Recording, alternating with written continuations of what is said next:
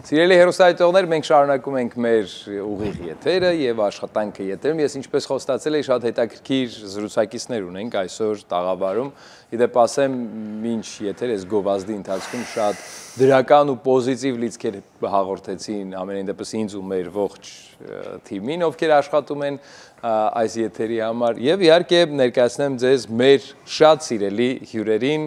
այստեղ են գտնվում, գիտեք, վերջին օրերում Գյումրու պետական դրամատիկական թատրոնի դերասանները եւ իհարկե հյուրախաղերով են այստեղ գտնվում, բազմաթիվ ներկայացումներ ներկայացրեցին ձեր ուշադրությանն ու մեր համայնքին հրավիրեցին թատրոն, իսկապես թատրոնը վայելելու եւ հիմա մարտի 9-ին կարծես թե վերջին, այսպես հյուրախաղերի վերջին ներկայացումն է եւ այս ներկայացման երկրորդ ներկայացումը խաղալու են լավագույն շատ սիրված դերասաններ, ովքեր տարբեր հարթակներում նրանց տեսել եք, ճանաչում եք, բայց բեմում տեսնելը լրիվ այլ է, անկեղծ եմ ասում, Իննա Խոջամիրյան, բարի առավոտ, միշտ շփտադեմ, միշտ պայծառ ու լուսավոր եւ իհարկե Արսեն Միքայելյան, բարի լույս։ Բարև ձեզ։ Ինչպե՞ս եք։ Հրաշալի, բավականին։ Առավոտյան, ընդհանրապես առավոտյան մարդ եք։ Բացարձակ։ Ես շատ դժվար եմ արթնացել։ Չի երևում, բայց անկեղծ ասեմ։ Իսկապես Չափազանց կարևորել եմ այսօրվա ուղիղ եթերը, այդ իսկ պատճառով լայն ժպիտով հիմա այստեղ նստած եմ, բայց քնած եմ հենց հիմա։ Եվ հետո նահանգներում տարբերակ չունես շուտ չարթնանալու, որովհետև գոնե առնվազն 1 ժամ ու կես ժամանակ պետք է ունենաս, որ ճանապարհների վրա է անցնում։ Անկանխատեսելի կյանքով եք ապրում։ Այո։ Կարող ես նախատեսել ճանապարհի համար 30 րոպե, գազ 2.5 ժամ։ 2.5 ժամ, այո, այդպես է Միացյալ Նահանգները, բավականին։ Մի խոսքով, ներկայացումները ինչպես են ընթացել եկեք մի քիչ ամփոփ ենք, հա, գիտեմ, որ մի քանի ներկայացում է, այստեղ խաղացել Գյումրու թատրոնը եւ Լեփլեցուն դահլիճներով, հավանաբար, կարևորը ծափառատ հանդիսատեսով, խնդրեմ մի քիչ ներկայացնեք, ինչ է եղել այս ընթացքում։ Նախ ասեմ, որ հյուրախաղերը 160-ամյակի շրջանակներում է տեղի ունեցել մշակագմս նախարարության աջակցությամբ, նաև ներկայացվել է երկու ներկայացում, Սիրո կաստինգ, ռեժիսոր Նիկոլայ Ծատուրյան, որն արդեն խաղացել ենք,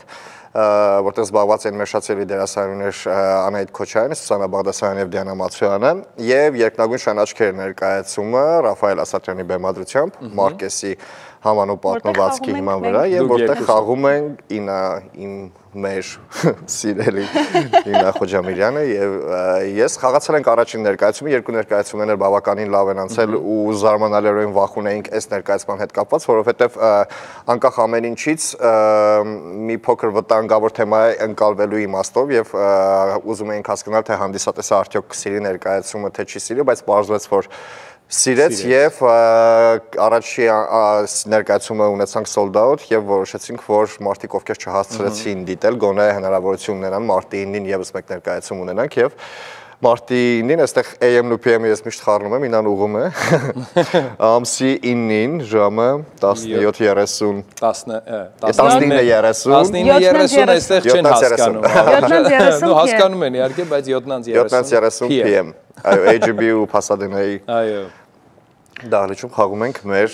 վերջին ներկայացումը։ Հրաշալի է, այս ներկայացումը երկուսով եք խաղում։ Այո։ Ուրիշ դերասան չկա ներգրաված։ Հիմա կոչվում է երկնագույն։ Նույնիսկ ավելորդ աթոռ չունենք։ Իսկապես։ Այո։ Հա։ Մենք ենք եւ մեր 3 պատը։ Ու կարողանում եք երկուսով ժամ 30 րոպե հավանաբար ինչքան է տևում 1 ժամ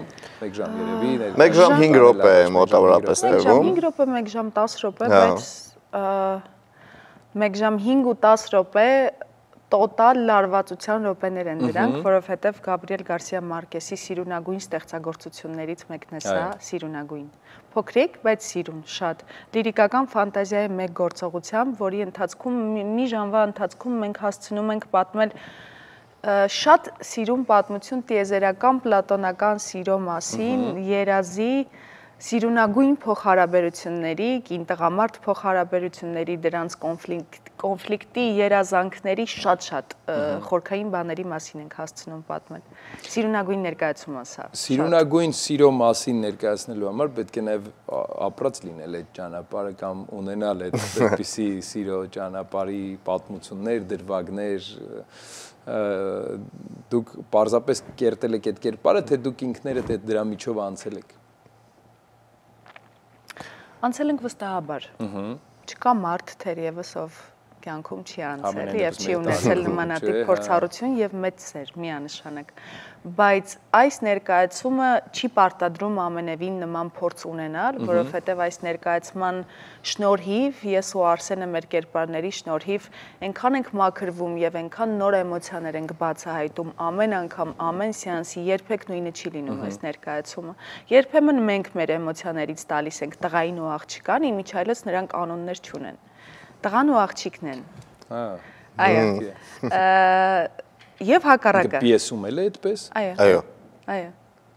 Շատ գեղեցիկ, շատ հետաքրքիր։ Այլաբանությունը, ամբողջապես այլաբանությունը պիեսը շատ հետաքրքիր եւ շատ յուրօրինակ գործ է, իրոք։ Ու շատ լավ է, որ այս խառնաշփոթ իրականության մեջ տղա աղջիկ տարբերում ենք էլի։ Երկու տարբեր։ Դե չգիտեմ, եթե պետք է։ Չէ, ինձ հետաքրքիր Գյումրու դրամատիկական թատրոնի բոլոր դերասանները Գյումրիից են, դուք Գյումրեցի եք։ Ես Գյումրեցի չեմ։ Չէ, հա։ Բայց Գյումրու դրամատիկական թատրոնից եմ եւ ներկայացնում եմ Գյումրու դրամատիկական թատրոնի, ինչի համար շատ հպարտ եմ եւ ուրախ։ Առաջին համագործակցությունը հենց մեր երկնագույն շանաչքերը ներկայացումներ 2019-ին սկսեցինք։ Հետո ժամանակավորապես դադարեցվեց ներկայացումը, ես փարսանեկան պինգ-պոնգով եկա Լոս Անջելես։ Եվ արդեն 2024 թվականի սեպտեմբերին վերականգնեցինք ներկայացումը եւ այնքան բուրն արձագանք կար Երևանում։ Սեպտեմբեր ամսից երևի թե մինչև փետրվար 2025-ի 30 ավել անգամ խաղացել ենք Երևանում, այդքան սիրվեց, այդքան լեփլեցուն դահլիճներին շատ սիրուն արձագանք էր։ Երևանյան հանդիսատեսը շատ սիրեց, ինչպես նաև Գյումրիի։ Ու ես շատ հպարտ եմ, որ Գյումրու դրամատիկական թատրոնի անձնակազմում եմ հիմա եւ Գյումրու դրամատիկական թատրոնի անունից Ամերիկայի Միացյալ Նահանգներում հյուրախաղերի եմ։ Հրաշալի։ Այո։ Դա եկեք մի փոքր խոսենք թատրոնի մասին առհասարակ, որը մի փոքր այլ ընկալում ունի, ես նոր սերնդի կողմից, հա։ Շատ հաճախ մենք թատրոնը, մենք մեր տարեկիցները մեզնից մեծերը ավելի այլ կերպ են պատկերացնում թատրոնը եւ ունենք կուլտուրա, մշակույթ հաճախելու թատրոն, ինչպես նստել, ինչ հագնել թատրոն գնալուց եւ որտեղ ծափարել, որտեղ ոտքի կանգնել եւ այլն եւ այլն։ Այսօր այդ մշակույթը դուք նկատում եք, կա դու Երևանյան հանդիսատեսը կարծում եմ մի փոքր այլ է, Միացյալ Նահանգներին այլ է։ Կա այդ մշակույթը առհասարակ հանդիսատեսի մեջ, թե մի փոքր փոխվել է եւ դա նորմալ է։ Ճիշտ ես, Եկի լավ դուքով խոսենք կամ դու։ Ինչպես որ գամ։ Okay, ճիշտ է, առաջներում այդ երկարատև process-ը նաև հանդիսատեսի կողմից թատրոն հաճախելու գործընթացը, որը բեմադրվում էր թե ընտրված հագուստը, թե որ ժամին թատրոնի դիմաց լինեն, ներս մտնելը եւ այլն եւ այլն։ Եվ այդ մշակույթը մանավանդ Գյումրիում շատ ցցուն էր ու արտահայտված եւ հիմա էլ մենք ունենք դեպքեր, որ հանդիսատեսի մի որոշակի շերտ կա, որոնց համար ներկայացում գալը դա առանձին արարողակարգ է, որը ունի իր հստակ կետերը, իր հստակ թե որ ժամին ուր են լինում, ինչ հագուստով են ներկայանում, գալիս են շփվում մյուս ընկերների հետ, ովքեր գալիս են թատրոն եւ դա շատ սիրուն էր։ Չնայած ժամանակակից սերունդը կարծում եմ այդքան չի առաջնորդվում այդ գեղեցիկ ավանդույթները, որը կարծում եմ գեղեցիկ ավանդույթ է, որ թատրոն գալիս ես պատրաստված, դու այսինքն վիզուալել ես պատրաստ թատրոն մտնելու, շենքում լինելու,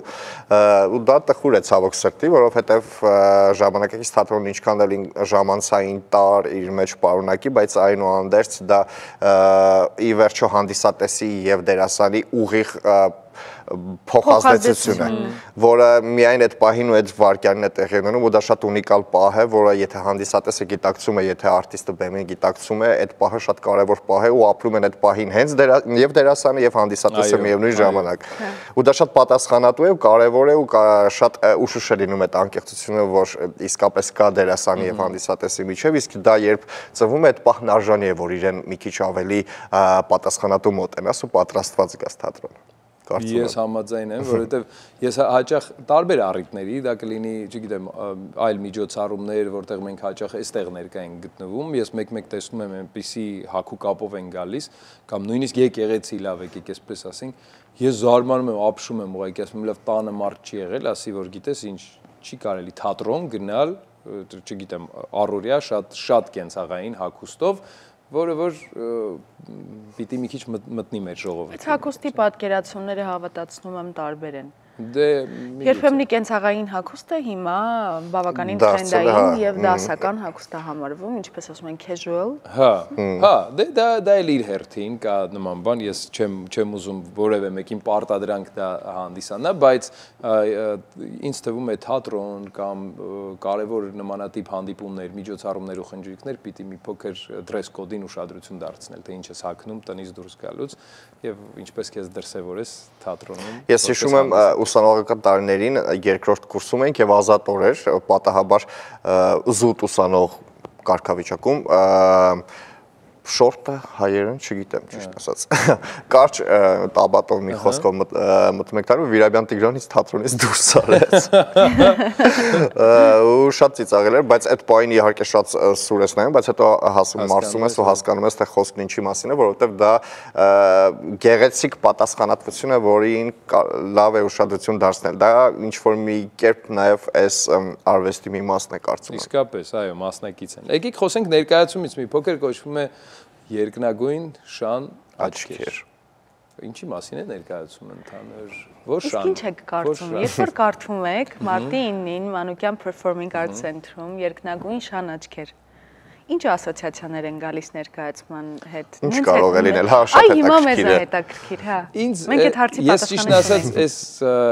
վերնագիրը առավոտյան երբ նայում էի, ընթերցում էի, դե բովանդակությունը չծանոթ չեմ, բայց ես կարծում եմ ինչ որ մի տղայի մասին է, ով ունի կապույտ աչքեր։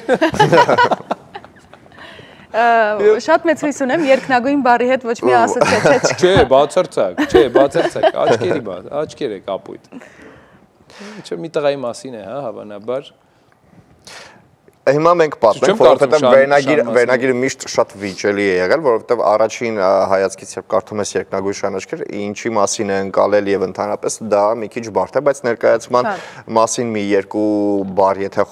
փորձենք պատմել սյուժեից, ապա ամեն ինչ ավելի հասկանալի կդառնա։ Տղան եւ աղջիկը հանդիպում են երազում եւ երազը ինչքան էլ գեղեցիկ է ու ճկնաղ, բայց ունի կոնկրետ, այսինքն իր նախապայմանները, որտեղ ամեն ինչ շատ շուտ քանդվելու ենթակա է, այդ իսկ պատճառով երազում չի կարելի դիպչել իրար։ Եվ այս երկու հերոսները որոշում են իրական կյանքում գտնել իրար եւ ստեղծվում է մի արտահայտություն երկնագույն շան աչքեր, որի միջոցով պետք է քաղաքի բոլոր վայրերում կամ այն երկրներում, որտեղ որ իրենք լինում են, թողնեն այդ գրառումը, որ այդ գրառման միջոցով մեկը մյուսին կարողանա գտնել։ Եվ ամբողջ կոնֆլիկտը եւ խնդիրը նա է,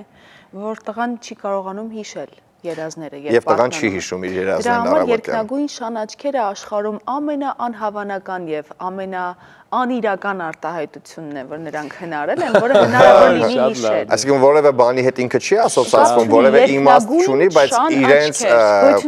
իրենց գաղտնաբառն է, որով պետք է կարողանան գտնել իրար։